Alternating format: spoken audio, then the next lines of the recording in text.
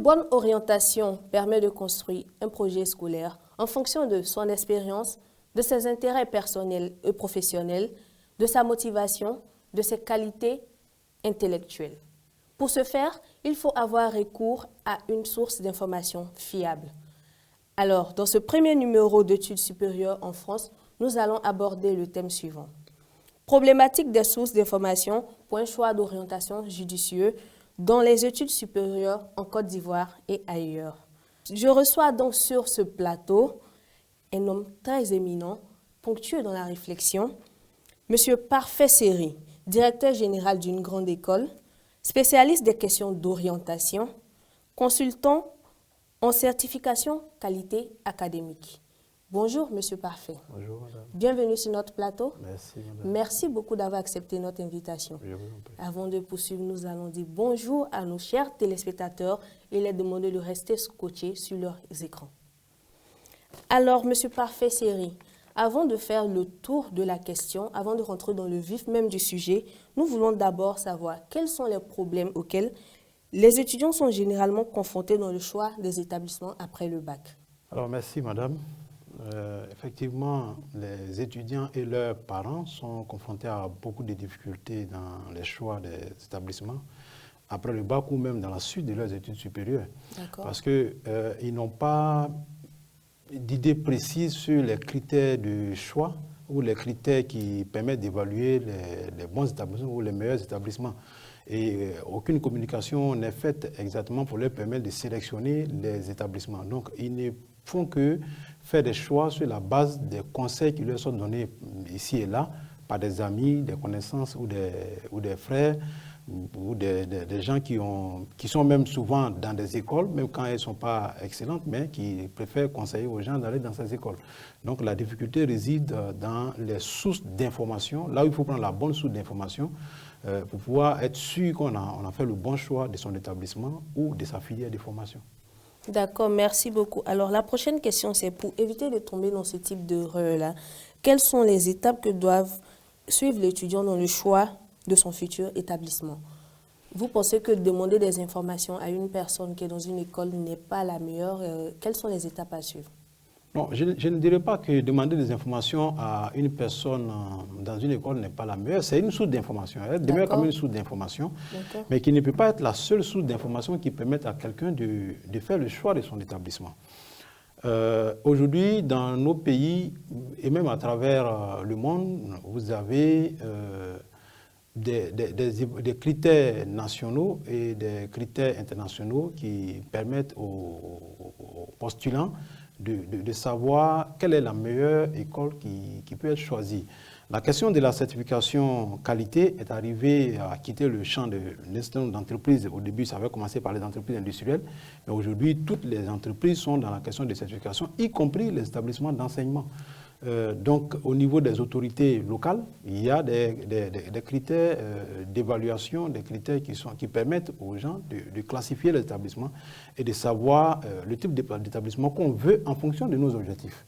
Parce que c'est toute une question d'objectifs. Bon, je dis des choses entre parenthèses. Si vous voulez une formation sérieuse de qualité qui débouche à une intégration professionnelle facile, vous avez des critères de choix. Si vous voulez poursuivre des études dans un environnement, je veux dire, où il n'y a que de jeux, je ne dirais pas, mais où il n'y a que de la facilité, bon, vous avez aussi le choix. Ça dépend de ce que vous recherchez. Mais je veux dire, dans le processus de création des établissements dans nos pays, si je prends le cas des pays de la sous-région que je connais. Je pense que nous allons revenir à ça tout à l'heure, mais je reviens encore sur la question des difficultés. Vous pensez que les difficultés que rencontrent les étudiants après le bac en général sont liées seulement aux sources d'information? Ou encore ils rencontrent d'autres difficultés dans leur orientation? Oui, la première difficulté avant d'arriver sur la source d'information, c'est l'ambition de la personne elle-même d'abord. D'accord. Voilà, c'est-à-dire que, je veux dire, on va à l'école depuis la classe de CP1, après le CEP, on a eu le BPC, on a le bac maintenant, ou on a le BTS même souvent, et puis après maintenant on cherche à faire quelque chose de spécifique. Le problème c'est, qu'est-ce qu'on veut faire comme métier demain? Qu'est-ce qui nous conditionne dans nos choix? Bon, il y a plusieurs facteurs qui interviennent. Quelquefois, les choix des étudiants sont conditionnés par les parents. Parce que monsieur ou madame, depuis tout petit, il a vu son fils ou elle a vu son fils, elle a toujours rêvé le voir devenir médecin, le voir devenir pilote d'avion, le voir devenir, je ne sais pas, professeur, avocat, magistrat, architecte. Les grands métiers. Donc, ça lui est toujours resté dans la tête et il veut absolument que l'enfant fasse ce métier. Moi, quand ce n'est pas le choix de l'étudiant ou quand ça ne rentre pas dans le cadre de ses capacités professionnelles. Donc, quelquefois, il y a un conflit interne qui naît entre déjà les parents et l'enfant lui-même. Après, déjà que lui-même, il n'est pas bien situé sur ses capacités personnelles et ce qui pourrait le conduire à choisir, je veux dire, un métier. Donc, si à cela vient s'ajouter la pression familiale, bon, il ne sait plus quelle est la décision qu'il doit prendre. Donc, c'est la première difficulté à laquelle il est confronté. Ah, bon, quand il a fini de régler ce problème, vient maintenant la question de la transparence au niveau des sources d'informations qui doivent déboucher à un choix de filière d'information qu'il doit faire. Aujourd'hui, la question est de savoir quelles sont les filières qui sont prometteuses d'emploi, qui permettent une intégration facile, et les filières qui sont des filières classiques qui peut-être, je vais dire, ne lui facilitent pas l'intégration. Donc, il faut à ce niveau-là aussi qu'ils prennent en compte ses capacités personnelles et l'environnement professionnel, l'environnement, je veux dire, social, pour pouvoir faire un choix de filière.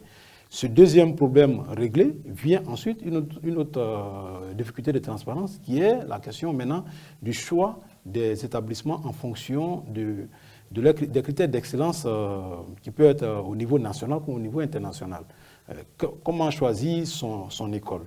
D'accord, mais bien avant de continuer, vous avez relevé un point qui s'avère très important. Est-ce qu'il est possible pour un étudiant qui vient juste à peine d'avoir le bac de se situer sur ses qualités personnelles? Oh, c'est possible. C'est possible parce que si vous voulez, déjà même au niveau de l'orientation, au niveau de l'éducation nationale, depuis la classe du 3e, on a dû détecter des qualités en vous à travers vos notes, même quand ce n'est pas toujours conforme à ce qui est réel, mais il y a des premiers systèmes d'évaluation qui ont permis déjà de vous orienter dans une filière générale ou technique ou artistique. Quand vous êtes dans la filière générale, de vous orienter dans une filière scientifique ou dans une filière littéraire. Donc il y a un premier choix qui a déjà été fait, qui prend en compte votre niveau d'intelligence personnelle. Après, quand vous avancez, bon, de part et d'autre, vous avez vu des parents, des amis, des oncles, des connaissances dans des métiers qui vous ont fait rêver. Et vous êtes souvent aussi conditionné, il ne faut pas l'oublier, par l'environnement familial. Le papa étant médecin, vous avez toujours envie de faire ce que votre père fait, ou la mère étant, je ne sais pas, magistrat, vous avez toujours rêvé de faire ce que votre mère fait parce que vous aimez bien ses manières. Donc ça aussi, ça va vous conditionner. Mais en tous les cas, vous allez toujours prendre en compte vos capacités personnelles. Je veux dire, si vous êtes très très nul en sciences, en mathématiques ou en physique, même si votre père est pilote de ligne, vous ne pouvez pas rêver faire ce métier. Pilote, voilà, parce que c'est un métier qui est destiné à des gens qui sont beaucoup scientifiques. Donc ça ne peut pas correspondre. Vous-même, vous êtes conscient qu'à un moment donné, vous êtes en train de faire un baccalauréat de série A2, ça ne peut pas correspondre à cette ambition, même si vous l'avez. Donc déjà, ça va s'éliminer. Ça veut dire que individuellement, personnellement, vous prenez en compte vos qualités et vos capacités pour faire le choix de filière. D'accord. Vous avez déjà un premier niveau qui vous permet de résoudre le problème. D'accord, merci beaucoup. Est-ce que vous aviez terminé avec la question des difficultés rencontrées? Alors, ce que je disais, c'est qu'au niveau donc, des établissements, du choix des établissements, là va se poser les problèmes. Qu'est-ce que nous voulons faire comme diplôme? La première chose. Bon, si on veut faire un diplôme national, c'est vrai, c'est un diplôme national, on peut se dire que le diplôme se fait dans toutes les écoles et qu'un diplôme, si tu prends le cas de la Côte d'Ivoire comme le brevet de technicien supérieur, sur le diplôme, il n'est pas écrit le nom de l'école dans laquelle on a eu à faire le diplôme. Donc on va dire, on peut faire fi, quelqu'un pourrait être tenté de faire fi de l'école où il va faire le diplôme. Ce qui ne serait pas juste. Pourquoi? Parce qu'il y a le nom de l'établissement qui vous forme, c'est vrai. Enfin, on va dire que ça n'apparaît pas sur le diplôme, mais il y a vos qualités personnelles avec lesquelles vous sortez de l'école. Et d'une école A à une école B, les deux n'ont pas le même système de formation, n'ont pas la même manière de former. Donc même si vous avez le même diplôme, mais vous êtes bien conscient que vous n'avez pas reçu la même qualité de formation. Or, c'est la qualité de la formation qui qui conditionne votre intégration sociale. Pourquoi? Parce qu'il y a l'assurance que vous avez prise pendant que vous étiez en train de partir à l'école. Cette assurance qui est due à la formation qu'on vous a donnée, aux personnalités ou aux professeurs, aux enseignants qui sont passés devant vous pour vous former, qui vous ont donné de l'assurance parce que c'est telle ou telle personne qu'on connaît dans le milieu professionnel de la spécialité qui m'a enseigné. Donc, à partir du moment où cette personne m'a dit que les choses que je dois retenir, c'est ceci que je les retiens, devant tout le monde, je peux le dire et que j'ai la capacité de le faire. Mais quand vous avez été formé dans un anonymat total, entre griffes, vous n'êtes pas rassuré de ce que vous avez des qualités qui vous permettent de sortir. Donc il y a le choix de l'école. Et tout le monde sait que les écoles d'excellence, quand on regarde bien dans justement, l'environnement national... Justement, vous pouvez faire une historique des étapes de création d'une école dans les normes nationales et même internationales. Oui, peut-être qu'au niveau international, je vais dire, on va prendre peut-être le cadre sous-régional qui est en train d'être un cadre qui est en train de converger vers une politique commune, parce qu'il y a l'institution régionale ou sous-régionale du CAMES qui est en train de nous faire converger vers une certaine normalisation, qui fait que dans les différents États maintenant, dans nos pays, que ce soit en Afrique de l'Ouest ou en Afrique centrale, les États ont pris conscience de leur rôle dans la création de cet établissement. Donc aujourd'hui, il y a des étapes qui sont franchies. Vous voulez créer une école. Donc c'est une entreprise. On vous dit, allez créer votre entreprise, puis après vous revenez nous demander l'agrément d'ouverture. Donc vous créez l'entreprise, vous venez déposer vos dossiers et l'administration vous donne une autorisation de création. Vous dites que vous avez créé ce que vous avez créé, vous êtes autorisé à créer cet établissement. Maintenant, vous avez un délai pour ouvrir, parce qu'il y a aussi certaines conditions que vous devez pouvoir remplir pour ouvrir votre établissement. Vous remplissez ces conditions, vous revenez devant l'administration, on vous donne l'autorisation d'ouverture, qui dit que vous avez le droit de créer votre école. Mais tout n'est pas fini. Vous êtes dans l'autorisation d'ouverture, vous avez des filières que vous avez autorisation d'ouvrir. Si vous voulez élargir, vous faites une demande supplémentaire les années suivantes pour élargir vos filières que vous voulez créer. Mais il ne s'agit pas de créer des filières aujourd'hui. Nous sommes arrivés à un niveau de normalisation et de certification qui est tel que il faut qu'au-delà des filières, des autorisations que vous avez reçues pour ouvrir les filières, vous faites homologuer les diplômes de l'établissement au devant des autorités de régulation, que sont nos ministères de tutelle, dans le cas de la Côte d'Ivoire ou de la sous-région, les ministères de l'enseignement supérieur, ou qui sont en charge de l'enseignement supérieur. Donc ici, alors vous allez revenir devant les autorités de régulation pour présenter les différents cycles de formation, les diplômes que vous faites, de sorte que les ministères puissent donner l'homologation à ces diplômes. Ça veut dire quoi? Ça veut dire que vos diplômes, à travers cette commission qui s'est réunie, qui a homologué vos diplômes, cette commission, vos diplômes sont désormais considérés comme des diplômes en griffes nationaux, donc qui peuvent aller au plan national, compétir à tout ce qui est possibilité d'intégration sociale, que ce soit pour entrer dans la fonction publique nationale ou pour rentrer dans les entreprises privées ou pour poursuivre vos études dans d'autres établissements d'enseignement supérieur. Vous avez la possibilité d'avoir une mobilité parce que les autorités de régulation reconnaissent vos diplômes. Mais quand vous êtes dans un établissement dont les diplômes ne sont pas reconnus, homologués par l'autorité nationale, donc le ministère de l'enseignement supérieur, dans certains pays, vous avez la difficulté d'aller d'un établissement à un autre. Les établissements homologués refusent de vous intégrer. Parce que dans leurs conditions d'intégration, ils doivent seulement recruter des gens qui proviennent d'établissements dont les diplômes sont homologués par le ministère de l'enseignement supérieur. Donc c'est à ce niveau que se pose la difficulté principale, là où les parents et leurs enfants ne sont pas véritablement informés sur comment je choisis l'école dans laquelle je dois aller. D'accord. Bien avant de répondre à cette question, comment choisir l'école dans laquelle je dois aller? Chers téléspectateurs, restez devant vos écrans. Mais avant de continuer, nous partons pour la publicité. Instant pub. Instant pub. Instant pub.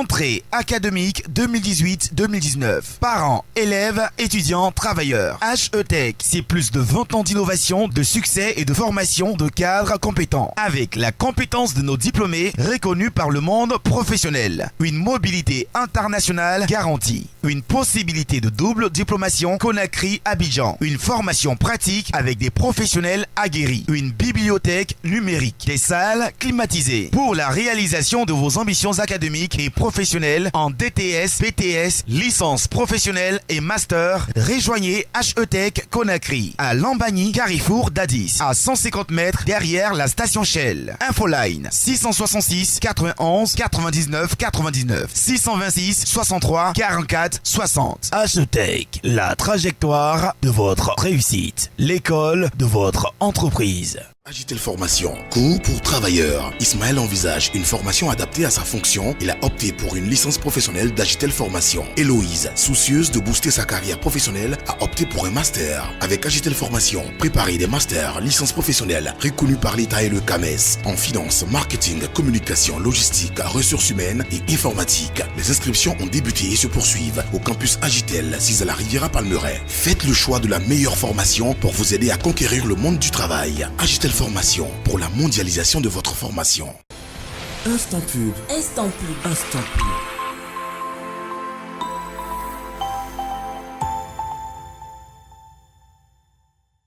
Nous sommes de retour sur notre plateau, chers téléspectateurs. Je rappelle que nous sommes en train de parler sur le thème suivant. La problématique des sources d'information pour un choix d'orientation judicieux dans les études supérieures en Côte d'Ivoire et ailleurs. Je suis en compagnie de M. Parfait Seri. Alors, M. Parfait Seri, vous étiez en train de poser une question avant la pub. Oui, la question que je posais justement, c'était au niveau de... Là, maintenant, les autres problèmes étant réglés, l'étudiant ayant réussi à faire le choix de sa filière, conforme à ses capacités personnelles, il faut maintenant pouvoir choisir l'établissement qui convient. Alors, au niveau de nos États, vous avez aujourd'hui, comme on est dans le monde Bien avant de donner ces solutions de choix, nous voulons savoir d'abord l'étudiant, le nouveau bachelier qui sera un futur étudiant, qu'est-ce que vous lui direz d'éviter? Surtout en matière d'influence de la famille, en matière de manque de compréhension même de ses capacités personnelles, qu'est-ce qu'il faut éviter? Qu'est-ce que vous pouvez dire à un nouveau bachelier? Alors, la première chose à éviter, c'est que c'est de répondre systématiquement aux attentes de la famille sans que les choix de la famille ne rentrent dans le cadre de vos ambitions personnelles ou de vos capacités. À ce niveau-là, il va falloir, on ne dira pas de se braquer contre la famille, mais il va falloir s'asseoir, parce qu'à partir du moment où on a le bac, on devient un grand garçon, une grande fille avec des capacités de raisonnement qui nous permettent de nous asseoir dans le salon avec les parents et de discuter pour leur faire part de nos rêves et de ce que nous avons envie de devenir. Et ça compte. Donc, il va falloir s'attendre au niveau familial d'abord. Et puis, quand on a réussi à faire ça, il faut éviter de rester, de continuer de rêver, alors que là, on est en face de la réalité. Donc, on vient d'avoir le bac, on a toujours rêvé à des métiers. Maintenant, il faut revenir sur terre, on va dire, et puis regarder de près au niveau des sources d'information qui peuvent être dans la presse ou un peu partout, pour voir quelles sont les capacités d'intégration sociale des filières que nous voulons choisir, ou quelles sont nous-mêmes nos propres capacités, quel est le rapport de nos capacités personnelles avec la filière que nous voulons faire. Donc ça nous permet de revenir aussi à une réalité. Quand on a pu éviter ces deux pièges, donc qui sont le piège de la pression familiale ou de l'environnement personnel, et puis le piège du rêve, demeurer dans le rêve, dans l'euphorie du bac ou du BTS, pour continuer dedans et faire un choix. Quand on a réussi à poser les pieds sur terre, et en ce moment, à partir du moment où on a fait le choix des filières du diplôme, du cycle qu'on veut faire, il va falloir maintenant trouver l'école. Et aujourd'hui, dans nos pays, les autorités de régulation nationales ou internationales sont de plus en plus transparentes avec le numérique qui est arrivé, donc avec l'Internet. Ils ont justement les sources d'information. Donc cette possibilité. La question de sources d'information. Oui. Quelles sont les structures habilitées à donner des informations crédibles quant à la carrure des établissements dans l'étude supérieure? C'est bien Vous évidemment. avez déjà cité le numérique. Oui, c'est bien évidemment nos autorités locales. C'est bien nos autorités locales ou internationales. Ça dépend de ce que nous voulons faire. Je veux dire, quand on veut continuer nos études en Côte d'Ivoire, Les critères vont se focaliser sur la question ivoirienne, donc des homologations en Côte d'Ivoire. Si on veut aller à l'étranger, il va falloir connaître ce pays et puis regarder à travers des ministères, à travers des autorités de régulation désignées dans ces pays, quelles sont les filières qui sont, je veux dire, les écoles qui sont sérieuses et qui doivent être choisies pour qu'on aille faire des études à l'issue desquelles on est sûr qu'on n'a pas perdu des années pour rien. Parce qu'on rencontre aujourd'hui des personnes dans notre environnement qui viennent après 4 ans ou 5 ans d'études. Et quand elles viennent pour demander une inscription dans une école X, les gens après recherche se rendent compte que les diplômes de l'établissement ne sont pas homologués par les autorités locales, ni encore moins sous-régionales. Donc vous êtes obligé de reprendre 3 années ou 4 années d'études supérieures à 0 pour répartir. Vous voyez, c'est du temps perdu. Donc vous avez Internet aujourd'hui qui vous permet d'aller sur des sites du gouvernement et d'aller sur des sites de ministères pour voir là-bas, au niveau des établissements d'enseignement supérieur, les établissements dont les diplômes sont homologués par le ministère. Quand vous prenez le cas d'un pays comme la Côte d'Ivoire ou le Niger, ce sont des pays que je connais, là-bas, les établissements qui ont les diplômes qui sont homologués par le ministère sont co-signés par le ministère et par les autorités de l'établissement. Donc, après vérification, vous vous rendez compte, si le ministère co-signe votre diplôme avec les autorités d'établissement, c'est qu'il y a une crédibilité nationale. Dans certains pays, il y a les homologations qui sont données sans qu'on arrive forcément à la co-signature des diplômes avec les autorités, comme au Mali.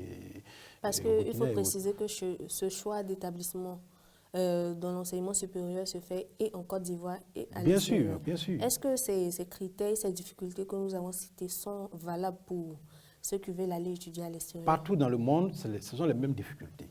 Le jeune français, le jeune burkinabé, le jeune ivoirien, le jeune chinois a les mêmes difficultés, tant du point de vue familial que du point de vue personnel même. Il a les mêmes difficultés parce que les parents veulent qu'il fasse quelque chose, il veut faire quelque chose à lui. Personnellement, il veut rêver ou alors il a toujours rêvé faire quelque chose. Est-ce que c'est conforme à ce qu'il a envie de faire? Tout ça, je veux dire, ça se passe partout dans le monde. Au niveau des établissements aussi, ça se passe partout dans le monde. On donne des autorisations de création et d'ouverture à tous les établissements. Après, chaque établissement décide d'arriver au niveau de sérieux où il veut arriver. Donc, à ce niveau, ça se passe, je parle d'un problème qui se passe dans tous les pays du monde entier. D'accord. Voilà.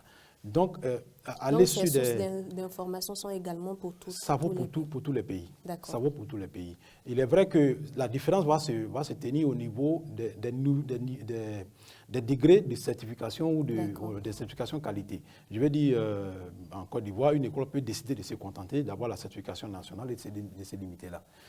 Une autre va décider de dire, bon, je vais à la certification nationale. Quand mes diplômes sont homologués au plan national, je vais plus loin pour aller dans la certification sous-régionale. Donc, ils vont au niveau du CAMES.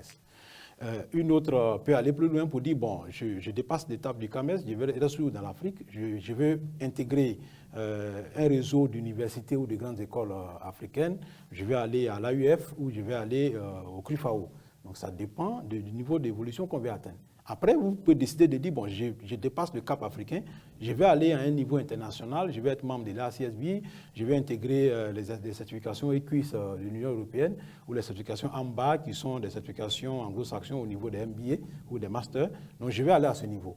Donc, c'est des degrés de certification qu'on a. Ça dépend de là où on veut arriver. Sinon, toujours est-il qu'on est soumis aux mêmes épreuves, aux mêmes difficultés. Et dans les pays, finalement, comme je le disais en début d'émission,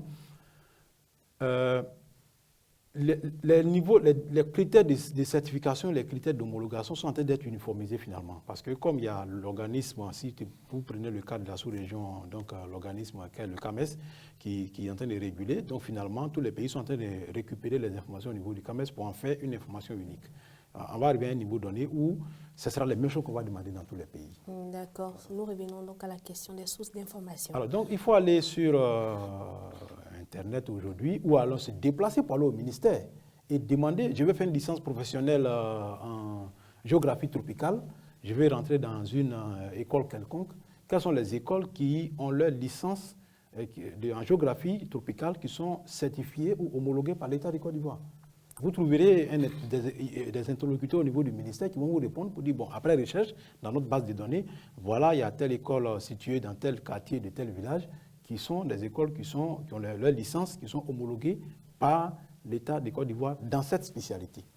Si vous voulez une assurance qualité sous-régionale, vous n'avez qu'à vous adresser aux autorités du CAMES.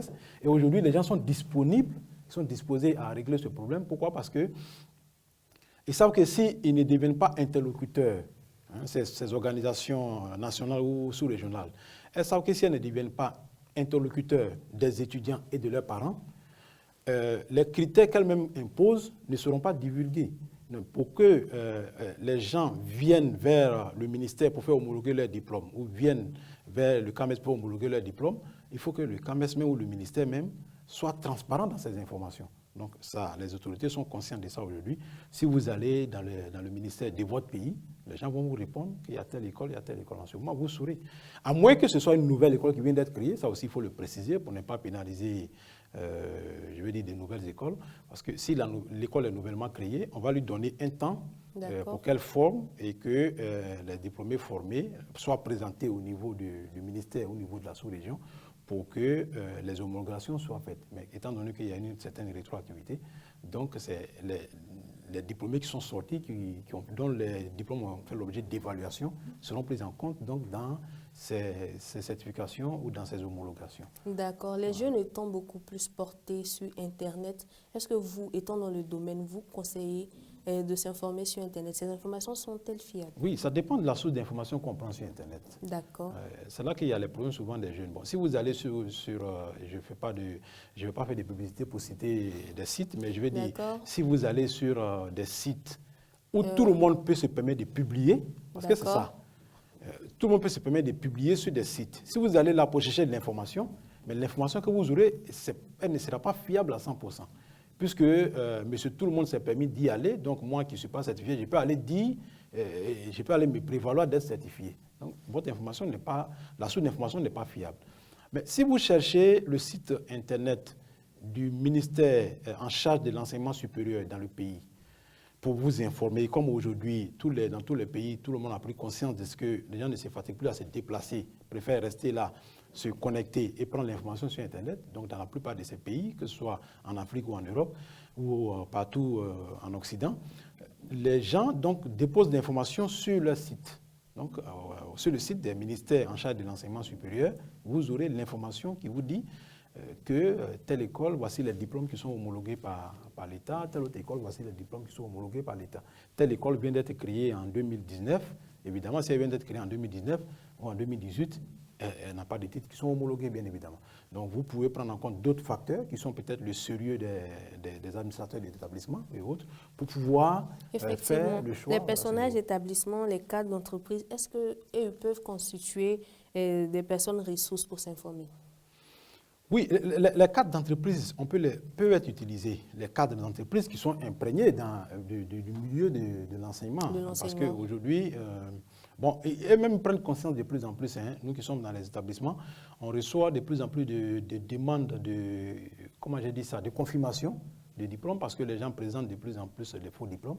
Donc les gens veulent voir si les diplômes que les candidats postulant à l'entrée dans leurs entreprises ont présentés sont des bons diplômes. Donc ils nous reviennent pour nous demander de confirmer, d'attester ou de certifier les diplômes qui ont été présentés. Donc les cadres d'entreprise qui sont imprégnés du milieu de l'enseignement supérieur peuvent être utilisés.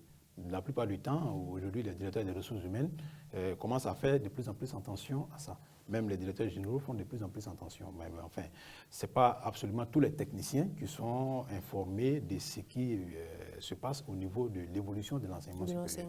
Donc, ces personnes peuvent être utilisées.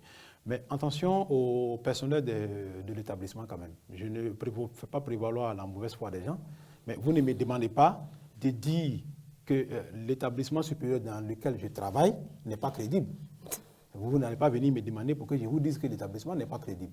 C'est pour ça que on doit faire attention à l'information qu'on prend auprès des responsables du personnel des établissements. Il faut que les gens vous produisent les preuves de ce qui est dit. Et même quand le ministère donne des autorisations de création, d'ouverture, les homologations et autres, il y a des arrêtés d'homologation qui sortent. Même quand le CAMES le fait, à la dernière session du CAMES qui s'est tenue en novembre dernier au Congo, à Brazzaville, 1 ou 2 semaines après, ils ont envoyé à chacun des établissements le résultat de son évaluation Vous avez présenté des diplômes, voici les titres qui ont été retenus, voici les titres qui n'ont pas été retenus. Donc, les gens, ils ont le moyen de vous prouver, je veux dire, le mail que le CAMES a envoyé, qui vous rassure sur la liste des diplômes qui ont été homologués. Au niveau national, vous avez la possibilité de rentrer sur le site du ministère, comme je le disais. Donc, même si on va plus loin dans l'Occident, depuis Abidjan ou depuis Soubré ou depuis, je ne sais pas, où au Guinée, vous avez la possibilité de rentrer sur Internet. Effectivement, les dispositions à prendre pour s'assurer d'une bonne orientation, garantissant une intégration sociale. Les bonnes dispositions à prendre. Bon, vous avez, pour un établissement qui est allé jusqu'à se présenter devant des organismes régionaux ou internationaux pour faire certifier ses diplômes, cet établissement a dû remplir des critères. Beaucoup de critères, parmi lesquels les gens demandent la garantie d'intégration professionnelle, c'est-à-dire le dispositif qui est mis en place pour que l'établissement qui forme puisse faciliter l'intégration professionnelle des étudiants. Donc un établissement qui arrive jusqu'à ce niveau, je vais dire, il y a 1 million de garanties qui vous est donné. Il y a aussi l'ambition de ceux qui dirigent, des fondateurs, des dirigeants, des directeurs et autres. Qu'est-ce qu'ils mettent en place comme dispositif d'intégration? Quel est leur souci? Bon, en réalité, même quand on n'est pas spécialiste en la matière, mais quand vous êtes allé vous renseigner dans un établissement, que vous avez posé 2 ou 3 questions subtiles, même quand vous venez d'avoir le bac, vous avez posé 2 ou 3 questions subtiles au service de renseignement ou au service de communication ou à ceux qui se chargent de vous informer, vous avez tout de suite une idée de ce qui vous attend en réalité. C'est parce que les gens tiennent absolument à venir dans l'école où se trouvent leurs camarades ou leurs cousins ou leurs grands frères, qu'ils font comme s'ils ne savent pas qu'il y a eu un déficit d'information quelque part, ou bien il y a des inquiétudes à avoir dans un établissement, dans une situation qui nous est présentée. Sinon, 2 ou 3 questions, 4 questions vous permettent d'être situé sur la qualité de la formation qui est donnée. D'accord. Est-ce que ces différents aspects sont suffisants pour crédibiliser un établissement? Bien sûr, si vous prenez en compte l'aspect de la qualité de la formation, l'aspect de la notoriété de l'établissement, de l'assurance même de ceux qui vous informent ou de ceux qui parlent avec vous, qui vous situent. Et puis quand vous allez jusqu'au niveau des certifications, des homologations des certifications au plan national, au plan international, quand tout ça est garanti et que l'établissement est même membre ou a des partenaires à l'international, que ce soit des partenaires académiques ou des partenaires professionnels, donc qui grandissent votre mobilité académique ou votre mobilité professionnelle, bon, quand vous avez fini de faire tout ça, bon, le minimum est mis en place pour que vous rentrez dans cet établissement, voilà, pour vous garantir une intégration professionnelle. D'accord, merci beaucoup, M. Parfait-Seri. Nous sommes pratiquement à la fin de notre entretien. Qu'est-ce que vous pouvez dire à titre de conclusion? Merci bien, madame. Ce que j'ai à dire en titre de conclusion, c'est de revenir et de demander aux gens que l'orientation, surtout après le bac, c'est une étape déterminante, importante pour la suite de votre carrière. Pourquoi? Parce que de ce que vous allez entamer comme formation va dépendre 30 à 35 ans de carrière que vous allez exercer. Si vous choisissez d'abord un métier qui ne vous convient pas, mais parce que vous avez reçu la pression, comme le dirait quelqu'un, choisis ce que tu veux faire et tu aimes faire et tu passeras 30 ans sans travailler.